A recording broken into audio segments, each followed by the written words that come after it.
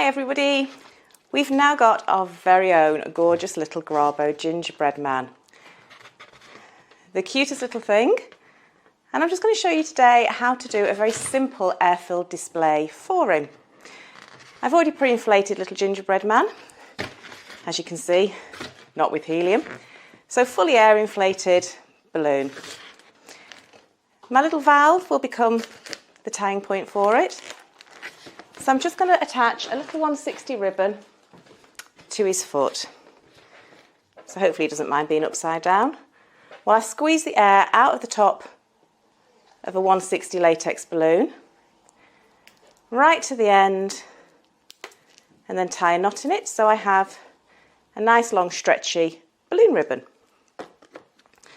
I'm then going to simply roll that inflation valve over the 160, a bit like using a ring pull on a tin of corned beef, to roll that down nice and tightly to the body of the balloon. And then I'm just going to tie a double knot.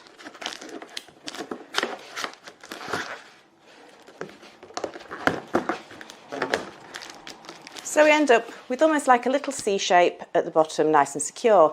Now that's how we tie all of our balloons in. If they're helium filled, the ribbons would do that, just so you get away from this neck of all the balloons. Because there's nothing worse than when you're seeing a helium balloon floating and you can see the actual inflation point at the bottom and the ribbon's just tied around. It's not very secure, whereas this method is lovely and secure and hides all your mechanics. You can't see what's being done on it. So all of our foils get tied that way. He's now ready just to put on our base. I've inflated 4 mocha 11-inch balloons. I'm just going to inflate to 4 pumps. Sorry, they were 20 pumps of a normal standard hand pump. I'm just going to do 4 pumps for the 5-inch ones. Tie them together. Bit of a cheerleader method going on. Wrapping around and tying into a duplet. Repeat with the next ones. So balloon onto the end of the pump. 1, 2, 3, 4. Straight off. I'm going to V my fingers. Wrap that around there so it's out of the way, not interfering with the inflation. And then do the next one. Cross over and wrap. And you've got your 2 perfectly sized duplets. Push together and twist around to make a 4 balloon cluster. I'm then going to use the neck of one of the 11-inch balloons to attach the top 4 balloon cluster. By pulling that neck through, up over the top and around, and then tying to one of the necks of the 5-inch. To give me a nice little sturdy base. You could go taller by doing exactly the same, using the necks from the 5-inch to tie to the next one if you wanted to make this into a taller column. But we're just going to go simple on this one. My little gingerbread man is then going to slide into the top. I'm going to separate the 160 latex, take it between 2 balloons, and then between 2 of the others, and knot.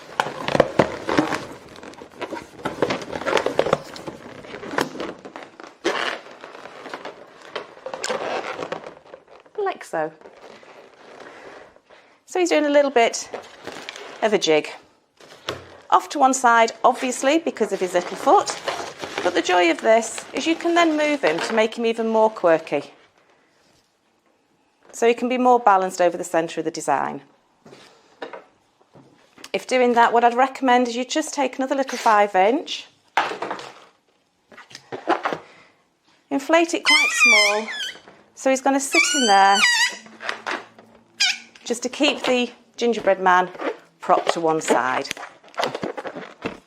So probably about a 2-inch little bubble there.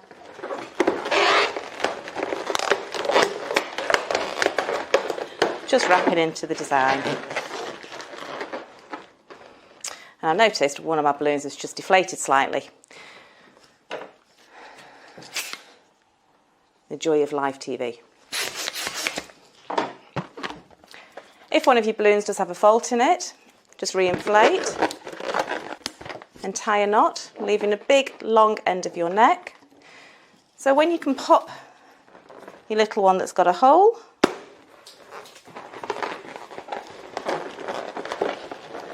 you can then use this neck to really pull that balloon as far across. So the neck's right over here, wrapping back around itself over the other balloons to then tie. So you don't have to dismantle everything, you just need to reinsert it, but make sure it's nice and tight in there. I think I need a little sand weight under this one.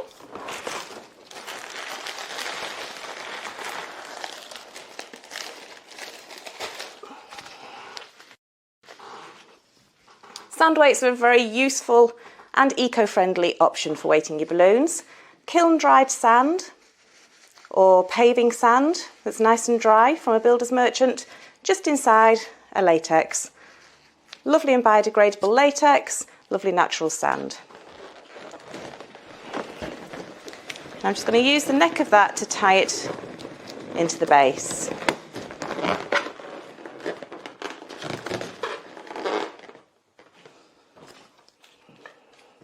Lastly, to finish him off, I just want to add a bit more detail to the base. He's got little pink heart candy buttons. And Grabo make the little 4-inch foil hearts. They do require heat sealing. So as we've done before on other tutorials, make sure your heat sealer is set to the correct setting.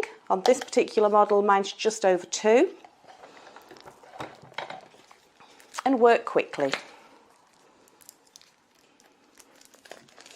Use a hand pump to inflate.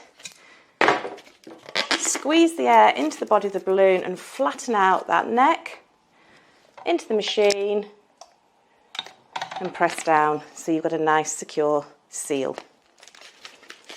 And then I'm just going to take some little glue glass dashes, one to the end of that inflation valve neck.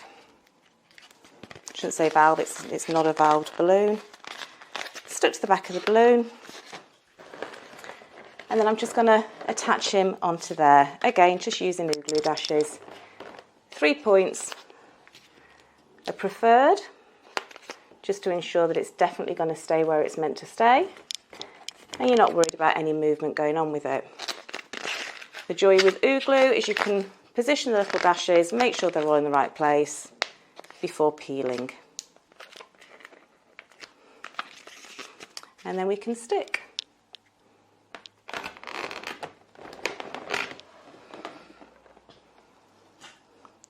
And as with every design, it depends how much detail you want to add onto it. That in itself, you could personalise the little balloon with the person's name. If you did it for an elf return, you could put it with the child's name. You could just put a little happy Christmas message on it. We can leave it like that quite happily, or we could inflate some little 160 balloons to actually swirl around the base as well if you wanted to. Completely up to you, but everything you do adds extra value and means that you can get more profit for every design that you make. So from a very simple one, we'll do some photos later on of different variations of it. But hopefully that's given you some inspiration using our beautiful new Grabo Gingerbread Man.